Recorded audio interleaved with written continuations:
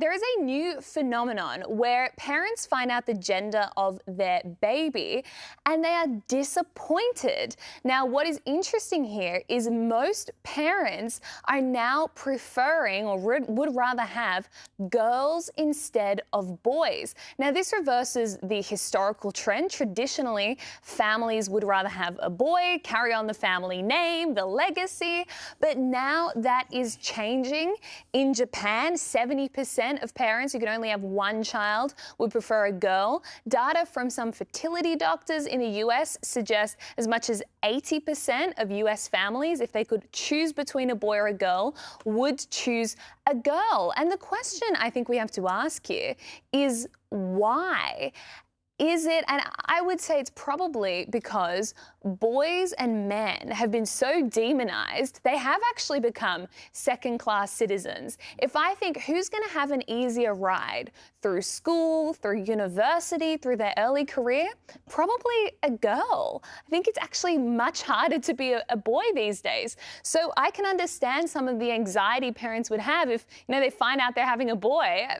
In the 21st century, that's hard. Well, because interesting, this is from two psychologists writing in the Oz today, Rachel Sampson and Phil Bird, and they've described this, quote, gender disappointment as like something that people are presenting to clinicians with, and they're saying they are filled with dread and anxiety and worry about the possibility of having to raise a boy, which seems crazy because it's like, you're having a child. It's like one of the greatest miracles on earth, right? And you're like, oh my God, it's not the gender I expected. This is going to be difficult. Parenthood is sometimes difficult, of course. But I think it's become fashionable now to have a girl, and girls have become fashionable.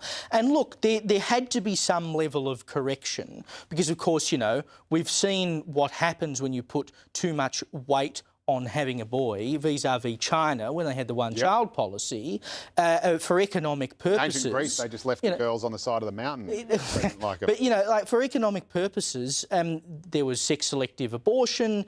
Women would have girls and just chuck them away. Like, they didn't want to have girls because if you can only have one baby, they want the boy because he's going to bring home the bacon.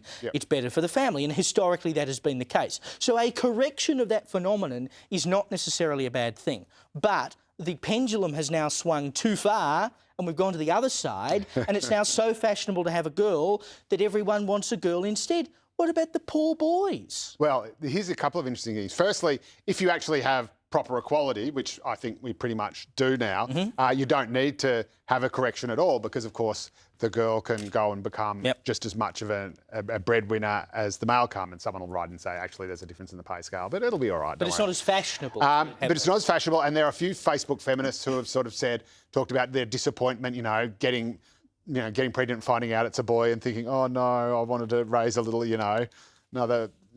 Haven't you heard? You haven't heard this? Freya's pulling a face. Yeah, but yeah, no. How can you say that about your own child? Someone wrote it was a few years ago, but someone wrote a sort of piece in probably The Guardian or somewhere saying how I came to terms with the fact that I had a straight boy as a child, but they probably hadn't guessed his sexuality, or maybe he was transitioning later on. But I reckon Clementine Ford wrote something like that. Well, it does sound rather Fordish.